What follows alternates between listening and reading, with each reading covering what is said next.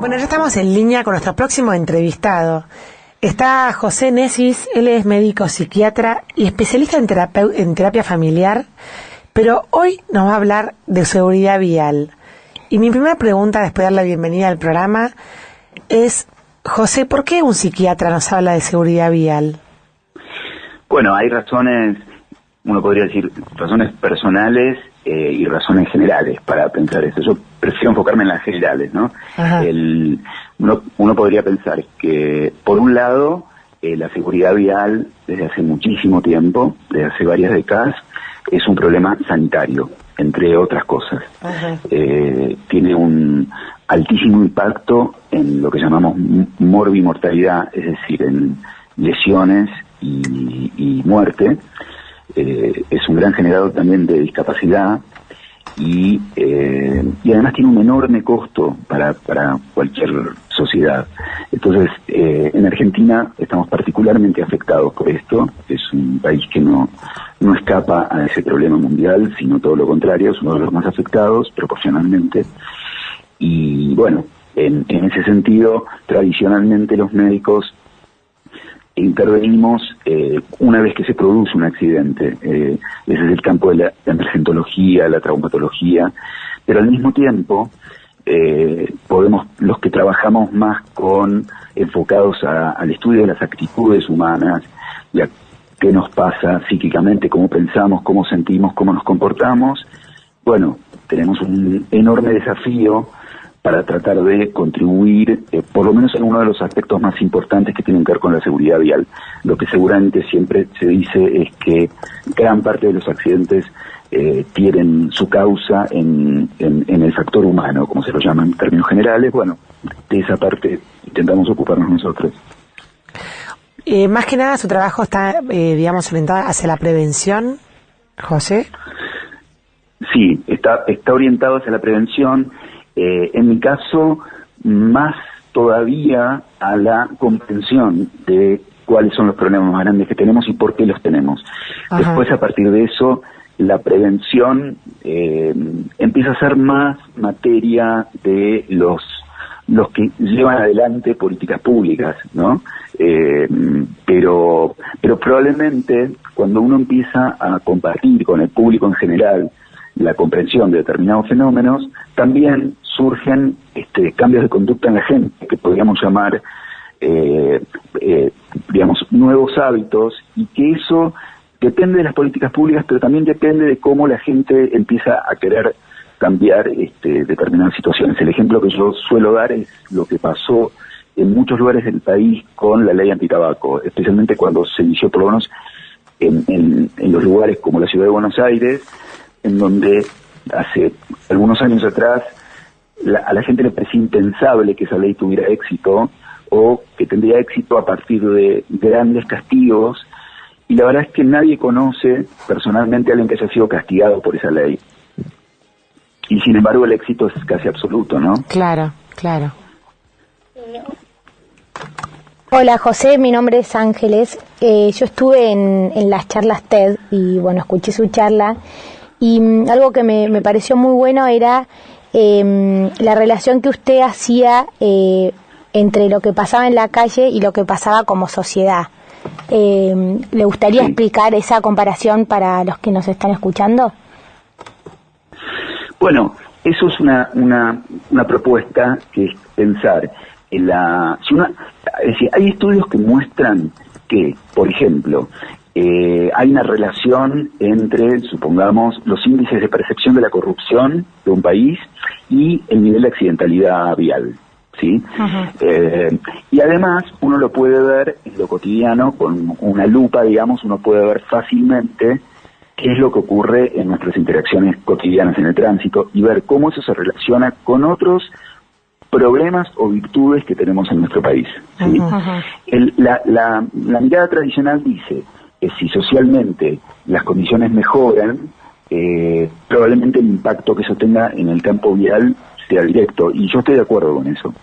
La propuesta en la conferencia TED fue que además complementemos eso con otra apuesta, digamos, que es que a veces, cuando para generar cambios uno no puede esperar que se produzcan completamente de arriba hacia abajo, ¿sí?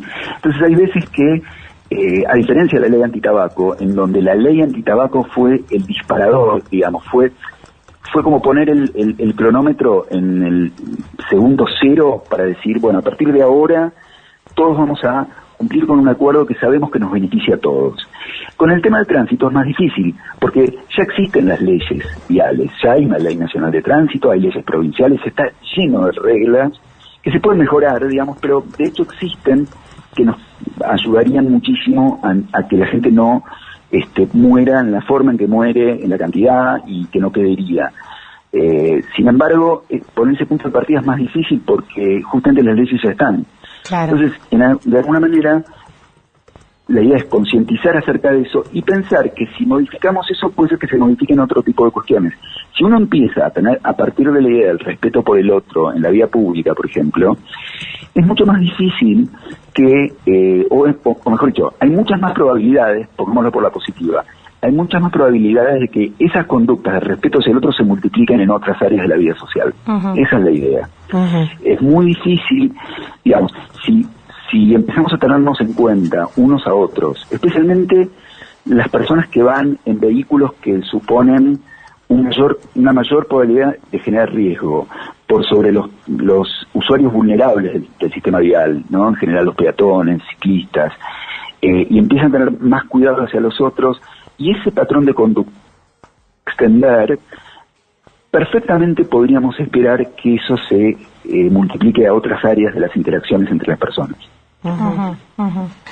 ¿Y en qué momento? Esa era un poco la apuesta, ¿no? Sí, ¿y en qué momento usted como que vio esta relación entre lo que pasaba en su consultorio o el comportamiento, digamos, el estudio del comportamiento humano en lo particular, y se dio cuenta de que eso tenía un impacto en lo vial?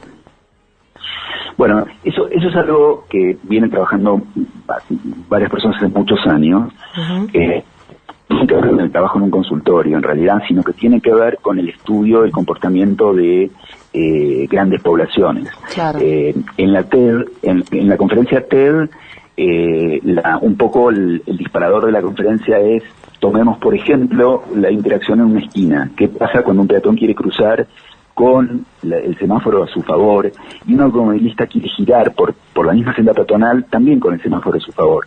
Y todos sabemos que la prioridad la tiene el peatón. Sin embargo, empiezan a pasar una cantidad de cosas, que es lo que yo cuento en la conferencia.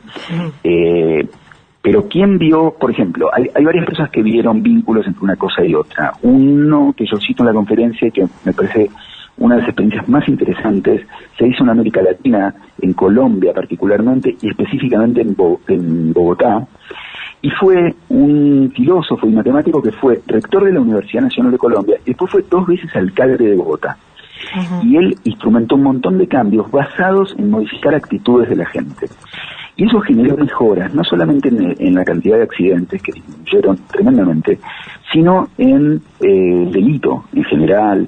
Mejoró la recaudación impositiva, el cumplimiento, digamos, ¿no?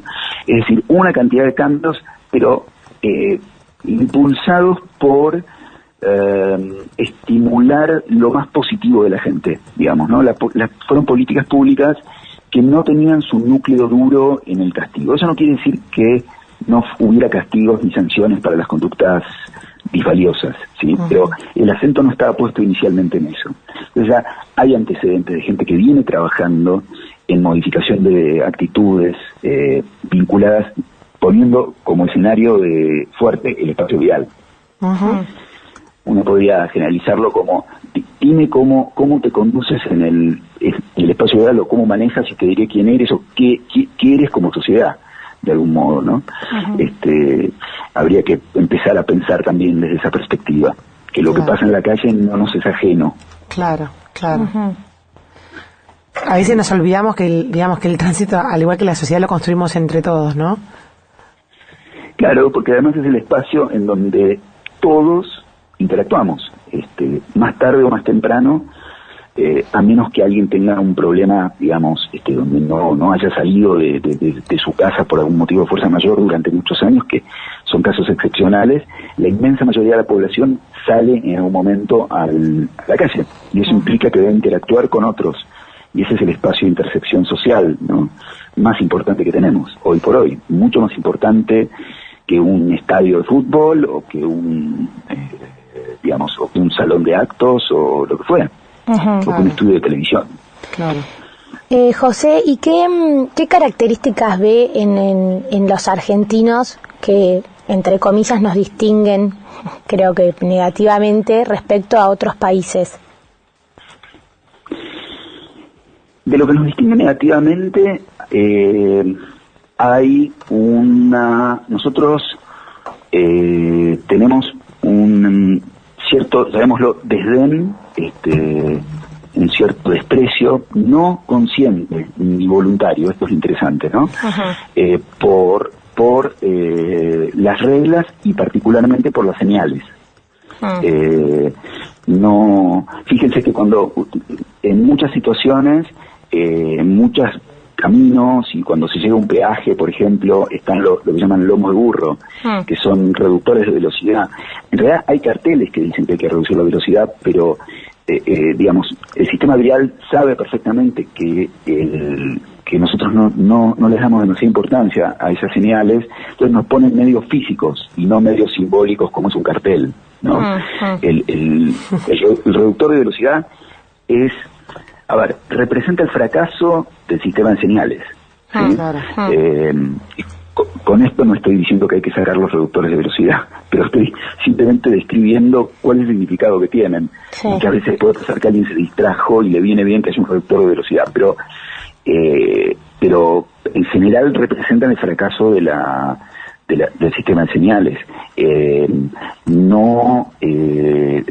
Y el problema que hay es que como no respetamos muchas veces no, en general, un montón de reglas, empezamos a crear otras reglas, que es lo que se llama normatividad alternativa, que son sistemas de reglas que son opuestos muchas veces a las reglas escritas. Por ejemplo, en el ejemplo del cruce peatonal, cuando una persona espera que pasen los autos para poder cruzar, aún teniendo prioridad, es como si hubiese un acuerdo implícito entre el conductor y el peatón, que es que primero pasa el auto, ¿sí? Y si el peatón intentara cruzar en ese momento, el automovilista probablemente se enojaría mucho, porque sentiría que el otro está rompiendo una regla. Ahora, esa regla no es una regla escrita, y en este caso en particular es además totalmente opuesta a la regla escrita.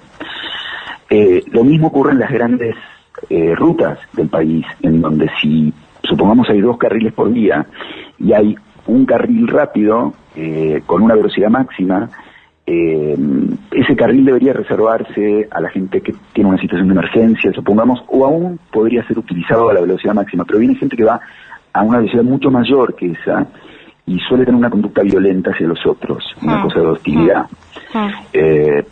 Tenemos un montón de situaciones y a tal punto el sistema de reglas alternativo está en función que cuando un automovilista, por ejemplo, frena para dejar cruzar un peatón, a veces ocurre que viene otro auto atrás o paralelo a ese auto que no va a frenar porque no está pensando en eso y el peatón se pone en riesgo. Es decir, aun cuando algunos participantes de una interacción quieren que la cosa mejore, si alguno no forma parte de ese círculo virtuoso, la situación adquiere un riesgo muchísimo mayor. Esto es una queja muy escuchada en general, ¿no? La gente dice, bueno, pero yo no voy a frenar porque si freno va a venir otro lado mío y se va a llevar puesto al peatón. Y estas son cosas que realmente ocurren, pero que la única manera de modificarlas es, o por lo menos probablemente la más importante para tomar un impulso, es que la gente tome conciencia de que estamos todos en un laberinto y que tenemos que poder salir solamente entre todos, y no es muy, muy difícil. José, y respecto a esto de las señales, ¿no? Pareciera como que a los argentinos nos parece que es de tontos mirar las señales, ¿no? Como que sabemos ir solos, en un aeropuerto o en algún lugar, como o si no confiáramos en esas señales, pero sí en preguntarle a alguien, porque es muy de preguntar algo a pesar de tener el cartel al lado, ¿no? Bueno, eso es exactamente uno de los problemas que tenemos también. El desdén por el sistema de señales, que en realidad está relacionado con el desprecio por la autoridad, digamos, ¿no? Lo que podríamos llamarla, y eso nace con la percepción de ilegitimidad de la autoridad. Claro. Y esto no es casual en un país en el cual, por ejemplo, desde 1930, ¿sí?, hasta 1983, hubo una enorme cantidad, por ejemplo, de dictaduras militares. Eso significa, en términos concretos, de gobiernos ilegales, ¿sí? Entonces, que han durado, si uno suma todos los años que duraron todos los gobiernos que llamamos de facto, pero en verdad son gobiernos ilegales, es una cantidad enorme de años en donde muchas personas se criaron en ese contexto, en un contexto en el que el propio nombre de los que gobernaban el país era, digamos, algo que perdía sentido. Hoy perdería sentido si uno lo mira desde el punto de vista de la Constitución. Entonces, se va generando también, esa es otra hipótesis para trabajar, una cultura de desconfianza continua hacia la autoridad. Claro. Por eso, uno de los desafíos también es recuperar legitimidad en la autoridad. Nosotros necesitamos creer que las autoridades son las autoridades de los gobiernos democráticos, y poder confiar en lo que nos están proponiendo, porque tenemos que suponer, con buenas intenciones, que las normas surgen de la deliberación democrática, y que antes de poner un cartel, una señal que diga velocidad máxima, tenemos que confiar en que va a haber un grupo de gente capacitada que va a estudiar verdaderamente esto, y que además la gente va a poder participar también a través de discusiones en cómo se va generando un sistema de reglas. Cuando eso ocurra, en un futuro, espero lo más pronto posible, probablemente nuestra relación con las señales cambie, ¿sí? Pero digo esto para que no quede solamente como que uno dice, bueno, sí, qué sé yo, en Suecia respetan las señales y en Argentina no. No es una cuestión genética, ni es una cuestión que tiene que ver con la localización geográfica, sino que hay una historia detrás de eso, claro, que se reedita en el presente continuamente, y que eso es nuestro desafío. Claro. Porque además pagamos un costo muy alto por eso. Si no pagáramos un costo muy alto por esto sería solamente una curiosidad cultural, ¿sí? Como puede ser la diferencia entre la cocina de Noruega o Suecia y la cocina argentina. Pero estamos hablando de una situación que genera una cantidad de fallecimientos, de muertes, lo que se llaman muertes de causa externa. Un gran porcentaje de esas muertes son por accidentes viales. Y además de eso está la gente que queda herida, y además está la gente que queda discapacitada. Y quedan muchas familias destruidas, y además el Estado tiene que pagar un costo por todo esto. El Estado significa el pueblo. Entonces, cuando uno ve todo ese panorama, dice, momentito, ¿qué pasa? Tenemos un desafío muy grande, que es bajar ese nivel de siniestralidad. Y por otro lado, un poco la propuesta de la TED era, bueno, a ver, podemos tener dos efectos positivos. Uno es bajar la siniestralidad con todo lo que acabo de escribir, pero el otro además es empezar a volver a confiar en que podemos confiar uno en el otro y confiar en un sistema de reglas que elegimos democráticamente. Claro, perfecto. Bueno, buenísimo, José, la verdad que muy interesante. Le iba a preguntar la razón personal, pero bueno, si quiere lo dejamos ahí. Sí, pues es otra historia, otro día. Bueno, muchísimas gracias por esta nota, muy interesante. Bueno, me alegro. Un saludo grande, quedamos en contacto. Igualmente, adiós, gracias.